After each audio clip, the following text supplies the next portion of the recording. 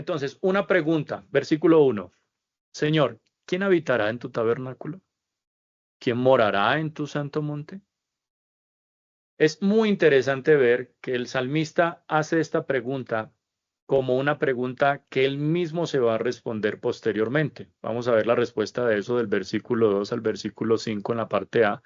Y al final, en la parte C del versículo 5, vemos entonces el resultado de todo esto como una promesa de parte de Dios. Entonces, la pregunta que surge es la pregunta de ¿cómo podré yo estar en la presencia de Dios sin que Dios me mire de lejos? Es ¿cómo podré yo habitar en la presencia del Señor sin ser rechazado? ¿Cómo es que alguien puede estar en la presencia del Señor sin que el Señor se niegue a mantener su presencia en medio de ellos? Bueno, hace una pregunta inicial, él dice, Señor, ¿quién habitará en tu tabernáculo? Y yo quiero que usted se fije en el contexto de este salmo, que estamos hablando entonces del contexto judío. Recuerde lo que significaba el tabernáculo. El tabernáculo de reunión, como también era conocido, el tabernáculo de la presencia del Señor, que luego fue trasladado por David hacia Jerusalén, como vamos a ver ahorita en Sión, es un lugar que representa de alguna manera una tipología. Los que no saben qué es una tipología, un tipo o una tipología es como una figura o una imagen de un antitipo o de lo que se va a cumplir. Entonces, aquí la imagen o la figura de este tipo tiene que ver con el tabernáculo o la presencia del Señor. ¿Cuál es el antitipo? El antitipo entonces es el cumplimiento. ¿Dónde se da el cumplimiento? En el Nuevo Testamento. Cuando se habla de tabernáculo, se habla de la presencia de Dios. Cuando se habla en el Nuevo Testamento de ese tabernáculo, estamos hablando de la iglesia. Estamos hablando de que ya no se reúne, no nos reunimos en un templo especial donde está la presencia de Dios, sino que donde están los hijos de Dios y se presentan delante de Dios con un deseo de adorarlo en espíritu y en verdad, allí mora la presencia del Señor. ¿Se acuerdan las palabras de Esteban cuando predicó en Hechos capítulo 6, diciendo que el templo no era importante, que los judíos debían entender que Cristo era el cumplimiento del templo, que realmente lo importante era Jesús? Bueno, aquí está diciendo, ¿quién habitará entonces en ese tabernáculo? Dándoles un poco de contexto, eso es muy interesante.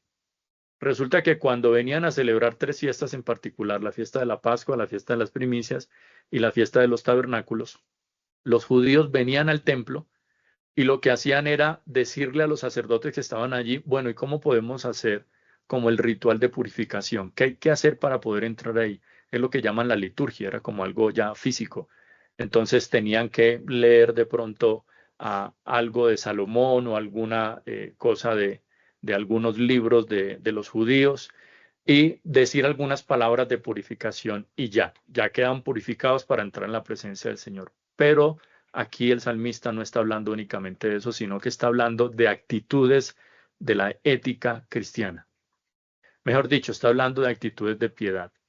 Imagínense esto, hermanos, que no solamente nosotros podamos ir el domingo a cantar temas litúrgicos, que no solamente podamos leer la Biblia, temas litúrgicos, que no solo podamos ofrendar un tema litúrgico, que no solamente podamos nosotros orar la palabra, eso es un tema litúrgico. Entonces, los que cumplen eso, entonces podrían decir como los judíos de la época, bueno, ya estamos en la presencia del Señor. Pero David deja claro a través de esto que también se deben de tener ciertas actitudes de piedad para poder estar limpios de manos y puros de corazón delante del Señor. De lo contrario, no se podrá habitar en el tabernáculo del Señor. ¿Y quién morará en tu santo monte? Bueno, cuando está hablando del monte, normalmente hace una referencia a Jerusalén. Allí en Jerusalén era donde quedaba el templo, el monte de Sión.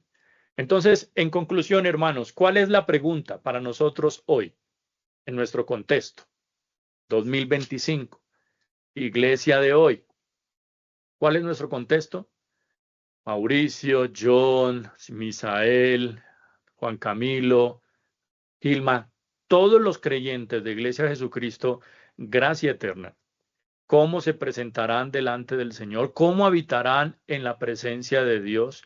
¿Cómo morarán en su santo monte mientras estén el miércoles o el domingo adorando y glorificando a Dios, incluso en nuestras vidas de devociones personales? apercibidos de que pueden estar en la presencia del Señor sin que el Señor los rechace? Bueno, hermanos, todos nosotros sabemos que para el creyente se basa en la obra de Jesucristo.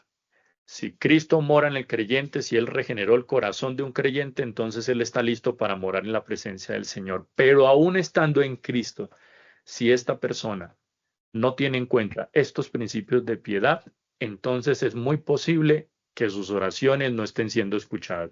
Pastor, eso no es así, eso no es así. Si estamos en la gracia siempre, aún pequemos, Dios nos va a escuchar. Eso no es cierto.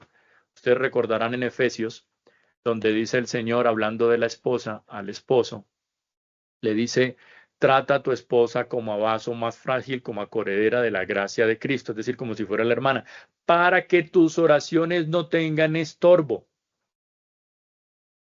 Así que sí, las oraciones sí tienen estorbo si hay pecados. En primera y segunda de Timoteo, Pablo le dice a Timoteo, hablando de la reunión de la congregación o en un servicio, en un culto, él dice que las personas que van a estar dirigiendo el culto, predicando o guiando a la iglesia a cantar, etcétera, deben ser personas, hombres, que se presenten con manos santas y puras delante del Señor, es decir, sin pecado. No sin pecado que no tienen, sino limpios de acusación de pecado, confesando su pecado, arrepintiéndose de su pecado y apartándose de su pecado, y ahí sí, dispuestos a hacer lo que Dios manda. Es por eso que cuando alguien está en un pecado o está recurrentemente en un pecado y necesita ser restaurado, a veces esas personas tienen que ser alejadas de las funciones ministeriales. Precisamente por esto, porque las oraciones pueden verse estorbadas de muchas maneras. Dicho esto, ya está la pregunta, ¿cierto? Entonces la pregunta es, ¿cómo podemos estar en la presencia de Dios aún estando en Cristo nosotros, habitando en el tabernáculo y morando en su santo monte? Viene la respuesta, versículo 2 en adelante. Y aquí encontramos entonces la respuesta. Versículo 2 al 5. El que anda en integridad y obra justicia y habla verdad en su corazón. El que no calumnia con su lengua, no hace mal a su prójimo ni toma reproche contra su amigo, en cuyos ojos el perverso es despreciado, pero honra a los que temen al Señor. El que aun jurando en perjuicio propio no cambia. El que su dinero no da intereses ni acepta soborno contra el inocente. Entonces, vemos una pregunta, bueno, dos preguntas en un versículo y la respuesta es muchísimo más amplia. Y les pido el favor, hermanos, que si usted tome nota acerca de esto, porque esto fue escrito hace centenares de años, pero en esa realidad de David, nosotros también entramos en esa realidad estando en Cristo. Y es poder estar con un corazón y una mente limpia delante del Señor. Versículo 2. El que anda en integridad y obra justicia y habla verdad en su corazón. Algunos teólogos han visto esto como 10 características de piedad. Algunas son positivas y otras son negativas. Si usted nota el versículo 2, se va a dar cuenta que estas son positivas. El que anda en integridad, el que obra justicia, el que habla la verdad en su corazón, diferente al versículo 3, que es negativo, el que no calumnia con su lengua, el que no hace el mal por su prójimo, el que no toma reproche contra su amigo y así sucesivamente. Entonces vamos a tratar de explicar una por una a ver cómo estamos cada uno de nosotros. Que cada uno de nosotros, si alguien ha de juzgarnos, es Cristo, pero si alguien ha de juzgarnos esta noche, seremos cada uno de nosotros en nuestra conciencia para saber cómo estamos delante del Señor. Entonces, en primer lugar, lo primero que él dice es, los que habitan en el tabernáculo y moran en el santo monte del Señor son aquellos que andan en integridad. Entonces, ¿cuál es un cristiano? ¿Quién es un cristiano que anda en integridad? Es aquel hermano, según el texto, que es lo que profesa ser. Él dice ser algo, pero realmente es lo que él dice ser.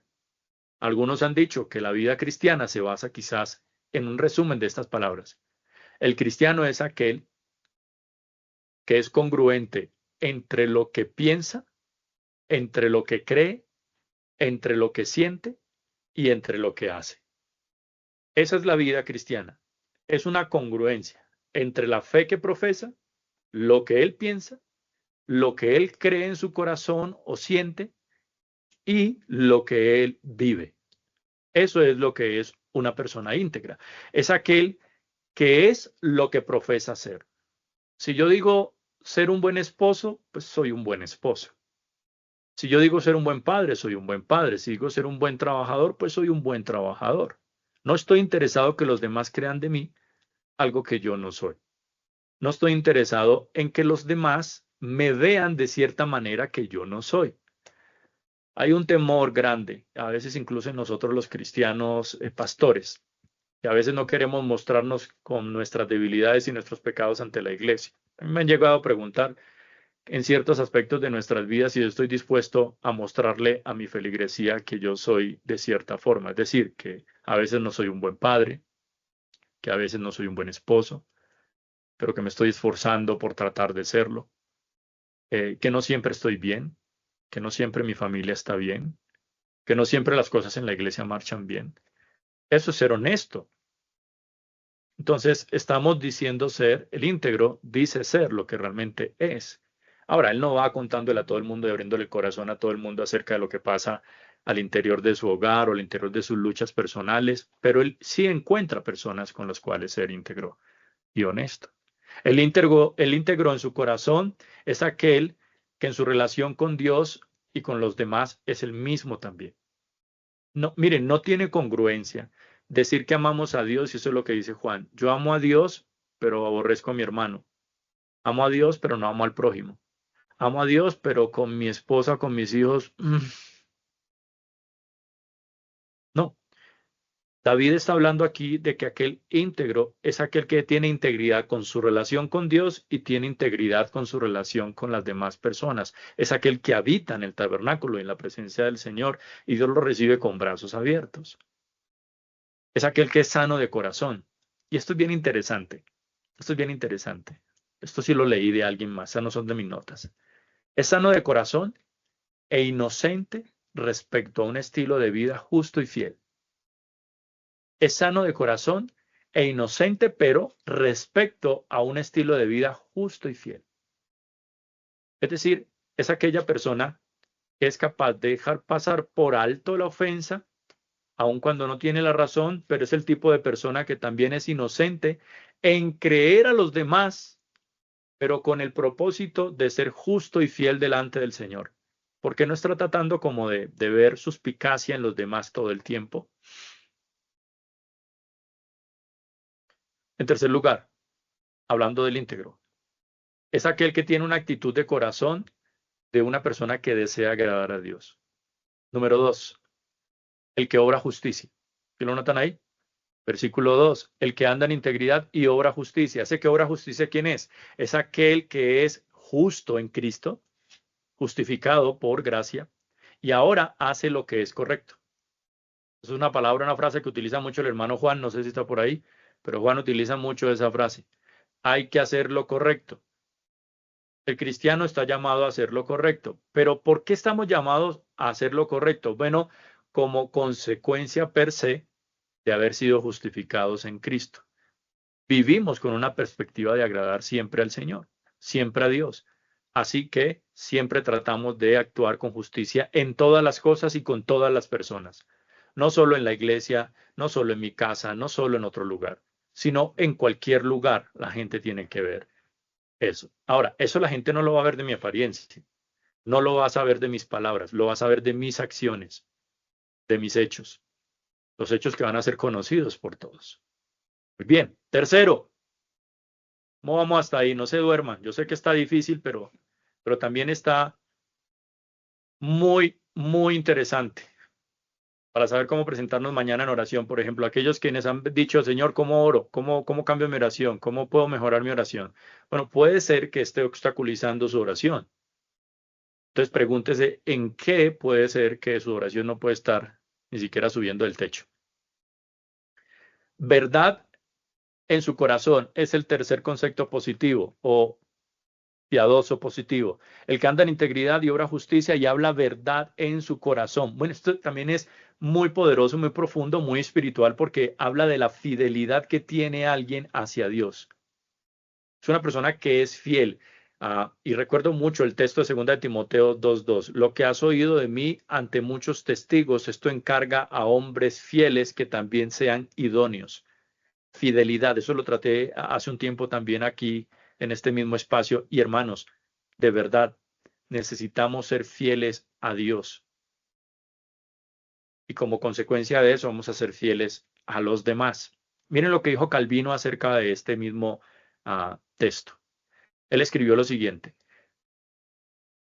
David describe a los siervos de Dios aprobados como distinguidos y conocidos por los frutos de justicia que producen. ¿Cómo es conocido un creyente entonces? Por los frutos de justicia, por tener verdad en su corazón. Una persona que no es fingida, una persona que solamente de él florece el fruto de la relación y comunión que tiene él con el Señor. Y ahora, hermanos, aquí la figura que está dando David no es la de un hombre perfecto, pero sí de un hombre o una mujer que se esfuerza porque cada día más las personas vean más a Cristo que a él o a ella misma. Y se alegra de eso, se alegra que la gente se admire de ciertos asuntos nuestros, no buscando gloria, no buscando reconocimiento, pero sí buscando que la fama de Cristo crezca. Versículo número 3. Otras tres, pero estas son negativas. El que no calumnia con su lengua. ¿Cómo estamos con eso, hermanos? Ese es el cuarto, pero también hay tres aquí en el versículo 3. En el 2 vimos tres positivos, en el 3 hay tres negativos. El que no calumnia con su lengua. Creo que eso es bastante claro, ¿no? Incluso Calvino hace una referencia en el hebreo acerca de eso y él dice, es aquel que no chismea. Es lo que dice el original en el hebreo. Claro, estas son cosas que a uno aún en la iglesia, en la vida cristiana, no le gustan tanto. Pero preguntémonos, hermanos, y salgámonos un poco de la cultura de pensar que solo las mujeres tienen esa tendencia a hablar más de la cuenta. Y pensemos nosotros los hombres. Los hombres. ¿Cómo estamos utilizando nuestras palabras? ¿Cómo estamos nosotros reaccionando frente a la ofensa? ¿Cómo estamos nosotros recibiendo lo que otras personas nos están diciendo de otras personas? Es esa persona que no calumnia su lengua, no hace mal a su prójimo, ni toma reproche contra su prójimo, es aquella persona que hace su mayor esfuerzo. Escuchen, no es que somos perfectos. De hecho, es muy interesante ver a Pablo por allá en el Nuevo Testamento en una de sus cartas diciendo que él aprendió a estar con mucho en abundancia y a tener poco. Aprendió. El apóstol Pablo aprendió cosas. Ahora, ¿qué nos espera a nosotros? Entonces, él aprendió a estar con riqueza, mucha abundancia, aprendió también a estar y luego aprende contentamiento en consecuencia de eso. Nosotros, hermanos, también estamos aprendiendo, hacemos nuestro mayor esfuerzo por hacer todo el bien que podamos a nuestro prójimo. Esto tiene que ser. Ahora, escuchen bien, yo no puedo ser selectivo con hacer el bien. Yo no solo puedo pensar en hacer el bien a mi familia, pero no hacerle tanto bien a los de la iglesia o no hacerle tanto bien a los del trabajo. Prójimo aquí, David está haciendo una referencia no a cualquier prójimo, porque prójimo es próximo, es el más próximo. Así que está hablando de relaciones, personas con las que normalmente nos relacionamos. Es una persona, un cristiano que tiene sumo cuidado en no hacer daño a nadie. ¿Recuerdan lo que decíamos? Es mejor recibir la ofensa que provocar la ofensa. Eso hace un cristiano. Él prefiere ser ofendido por causa de Jesucristo que ofender a otra persona porque no tiene justificación en Cristo para hacerlo. Él hace todo el bien que puede. Tiene mucho cuidado de no hacer daño a nadie, a nadie, a nadie. Yo lo decía el domingo otra vez. El cristiano no puede odiar a nadie cuando hablamos acerca de esta diferencia entre Samaria y judíos, que no puede haber resentimientos ni odios de ningún tipo. Y recuerden que él antes de eso está hablando de aquel que tiene la verdad en su corazón. Así que nosotros podemos llegar a ser íntegros en apariencia a los demás y parecer muy bien portados, pero puede que en nuestro corazón nosotros no nos estemos esforzando lo suficiente, no solo por no hacerle mal a nadie, sino por hacerle el bien a todos. Ahora, todo lo malo que ve de su prójimo, él encuentra un lugar donde echarlo con tal de no dañar la reputación de esa persona. Interesante. Todo lo malo que ve de su prójimo o escucha de su prójimo, él encuentra un lugar donde echarlo con tal de no dañar la reputación de esa persona. ¿Y dónde es ese lugar? Pues en la basura. Ahí es el lugar que pertenece el chisme. Y ahí tiene que terminar. Porque nosotros debemos guardar. Mire, si usted, por ejemplo, nosotros a veces caemos en la trampa. Yo quiero que aprendan esto. Uno como pastor, a veces hay cosas que se guarda para sí mismo de la iglesia y de todo lo que vive alrededor de otros pastores y otras iglesias y no lo trae todo a la casa. Porque uno tiene que guardar el corazón de su familia, de sus hijos, de su esposa, y no tratar, aunque hay una realidad clara de qué es la iglesia, son pecadores, no santos que estén volando como ángeles, sino pecadores santos redimidos que luchan con pecados. Esa es la realidad de la iglesia. Pero yo debo evitar en la medida de lo posible de causarle daños o causarles una imagen inadecuada de Cristo y de la iglesia a mi familia. No todo se cuenta, sobre todo los varones, no todo se cuenta en casa. Hay momentos donde hay que buscar ayuda donde los pastores, hay momentos donde hay que buscar ayuda donde un hermano más maduro, pero ojo con eso. Necesitamos nosotros, también dice, no dañar la reputación de él mismo, no acepta reproche a nada malo. Si hay alguna cosa que pasa en la iglesia o en tu trabajo, alguna cosa y va a dañar el corazón de eso es como cuando hay pleitos entre parejas y normalmente la esposa va y le cuenta a la mamá o el esposo va y le cuenta al papá o a la mamá. Adivinen cómo termina el tema, involucrando a los papás en medio de conflictos familiares. Bueno, terminan dañados también. Tratemos, dice aquí, de cuidar siempre la reputación del otro. Siempre encontrar la forma de resolverlo o con la confrontación amorosa o con la indulgencia que deja pasar por alto la ofensa. Pero siempre encontrar la forma de no chismear. Suena fuerte, ¿no? Pero es palabra de Dios. Toda es la palabra de Dios. Versículo 4. Ya casi vamos terminando. El versículo 4 también nos presenta otras características de piedad y de integridad de uno o de una que quiera acercarse al Señor y habitar en su tabernáculo y morar en su santo monte. Versículo 4. Aquellos en cuyos ojos el perverso es despreciado, pero honra a los que temen al Señor. El que aún jurando el perjuicio propio no cambia. Mire, voy a tener cuidado con lo que voy a decir, que no quiero exagerar, pero ahorita voy a leer justamente lo que escribí en el estudio. A veces como cristianos nos damos a la tarea de llamar a lo malo bueno y a lo bueno malo, de tener una percepción, de tener una imagen y una reputación de los impíos, compañeros, cercanos, amigos, incluso familiares, que sabemos que son perversos, que sabemos que cometen maldad delante del Señor, que sabemos que cometen pecado delante del Señor, que su padre es Satanás, y los colocamos por encima a veces de los creyentes. Y miren lo que dice David allí. Ese hombre o esa mujer en cuyos ojos, es decir, lo que él ve, el perverso es despreciado, pero honra a los que temen al Señor. El que aun jurando en perjuicio propio no cambia. Esto es lo que significa.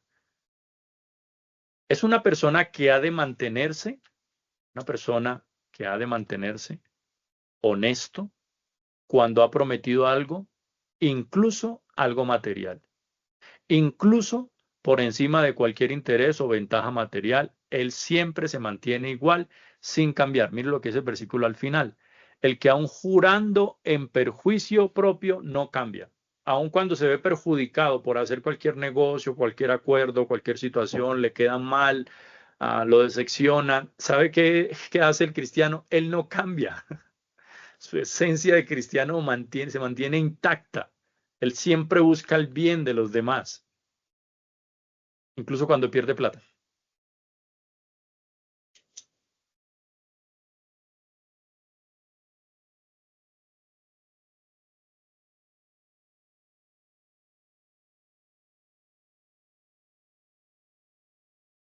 También es un énfasis de amar al prójimo que teme al Señor. Debemos tener buenas relaciones, hermanos, con todos los cercanos o próximos, pero especialmente debemos hacerle bien a los que pregonan la integridad, y esos son a los hermanos. La Biblia nos enseña a amar al prójimo, versículo 4. Sin embargo, parece que hay un permiso para despreciar a aquellos que están endurecidos en sus perversidades. ¿Sí lo notan en versículo 4? En cuyos ojos el perverso es despreciado. Un íntegro de corazón, aquella persona quien ha entregado y ha endurecido su vida y su perversidad es tanta, dice allí, hay que mirarlo con desprecio. Y ojo con esto, hermanos, no estoy diciendo que ahora cualquier impío hay que despreciarlo, odiarlo. No, no, no. El cristiano no odia a nadie. Lo que David está queriendo decir aquí claramente es que el cristiano tiene claro que en cuanto a pecadores que han sido redimidos, que aún son pecadores y cometen errores contra él, él está dispuesto, él está dispuesto a honrar a esos hermanos y hermanas porque están en el Señor, a pesar de sus faltas y de sus pecados. Porque estas son las personas por las cuales Cristo murió en la cruz y con las cuales Él pasará el resto de la eternidad con ellos. Pero del otro lado, no es todo impío que hay que despreciar, sino aquellos que se han entregado por completo a la maldad y nosotros no podemos aplaudir o defenderlos, porque eso pasa mucho. A veces por el sentimiento, uno a un hijo, a una esposa, a un esposo, a otro familiar, a un amigo, a alguien cercano, vemos que están haciendo perversidades, pero a veces nosotros ni siquiera despreciamos lo que están haciendo y queremos estar más cerca a estas personas. Ojo con eso. El salmista está diciendo, aquel que ha de habitar en el tabernáculo y morar en el monte en la presencia del Señor, es aquel en cuyos ojos el perverso es despreciable o despreciado, pero honra a los que temen al Señor. Pero aún él recibe, versículo 4 al final, aún jurando en perjuicio propio, no cambia. Él se compromete con algo, él juró algo, y él dijo que lo va a llevar a cabo y lo va a cumplir. Hizo un negocio, lo tumbaron. Él dice, yo me voy a mantener íntegro, yo no voy a odiar, no me voy a buscar venganza, no me voy a resentir. Es interesante, ¿no? Es profundo. Wow. Y para terminar, una última en el 5a, es el 10º quizás, característica de un hombre piadoso, una mujer piadosa e íntegra. El que su dinero no da intereses ni acepta soborno contra el inocente. Ojo con esto que voy a decir, que eso es un principio bíblico. La Biblia no prohíbe prestar dinero a un cristiano a intereses. Perdón, la Biblia no prohíbe prestar a un cristiano prestar dinero a intereses, a no ser, escuchen, primero, que se convierta en usura, a no ser que quiera tener ganancias fáciles o por encima de la ley natural, o a no ser aprovechándose del pobre.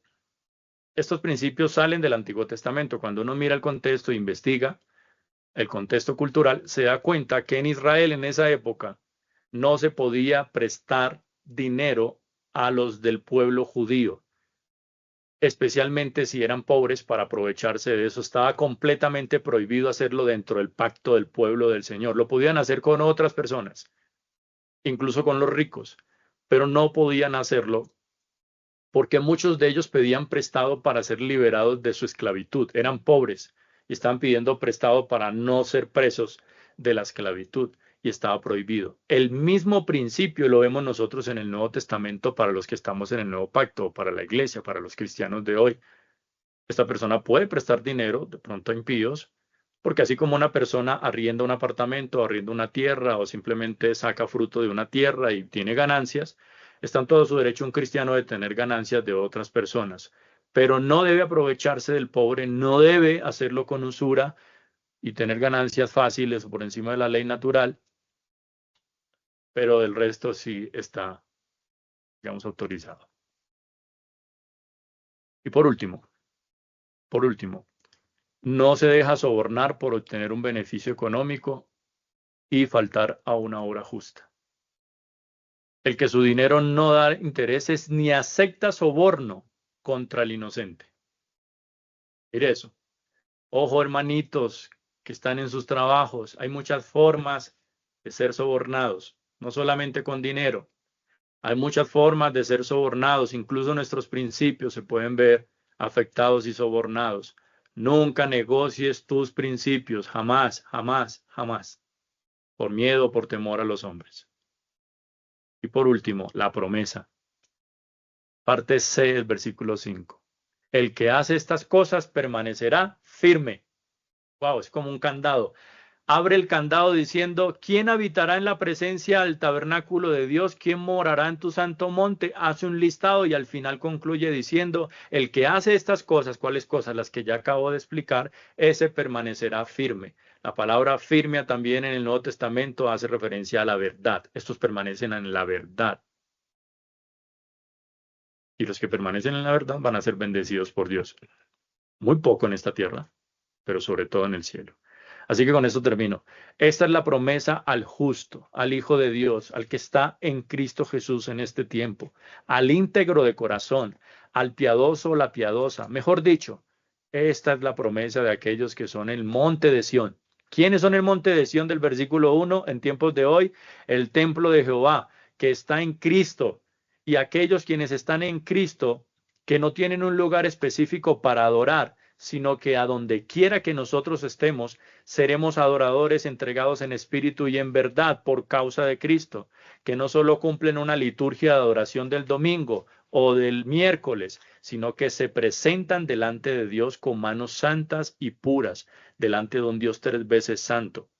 Nos presentamos sin odios, ni resentimientos delante del Señor, ni con Dios, ni con los hombres, ni discusiones, ni contiendas, sin enemistades, sin promesas no cumplidas. Si le has prometido algo a Dios, sea lo que sea, cúmplelo, íntegros en nuestras vidas espirituales y familiares, económicas y relacionales.